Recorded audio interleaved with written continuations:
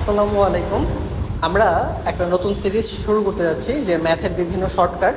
তো চলো আজকে প্রথমটা দেখি। যদি কোনো সংখ্যাকে 6 দিয়ে গুণ করতে হয় তাহলে কত সহজে করা যায় একটু খেয়াল করো।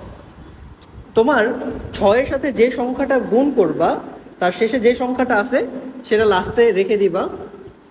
তো 16 এখানে 6, তো 6 রেখে দিলাম। তারপর এই 16 অর্ধেক করব, 16 অর্ধেক হচ্ছে 8। সেই 8-এর সাথে এই 1 যোগ করব, 8 আর 1 যোগ করলে হয় 9। তাহলে 6 16 হচ্ছে 96। আবার খেয়াল করো, 6-এর সাথে যদি 24 গুণ করি লাস্টে কত আছে 4, তো 4কে 4-এর মতো রেখে দাও। 24-এর অর্ধেক কত 12, 12-এর সাথে 2 যোগ করো, 12 আর 2 যোগ করলে হচ্ছে 14। তারপর খেয়াল করো 6-এর সাথে 38 গুণ করব, তাহলে লাস্টের যে 8 এটাকে 8-এর জায়গায় রেখে দাও। 38-এর অর্ধেক কত, 38-এর অর্ধেক হচ্ছে 19, 19-এর সাথে এই 3 যোগ করো, 19 আর 3 যোগ করলে হচ্ছে 22। তাহলে 38-এর সাথে 6 গুণ করলে হবে হচ্ছে 228।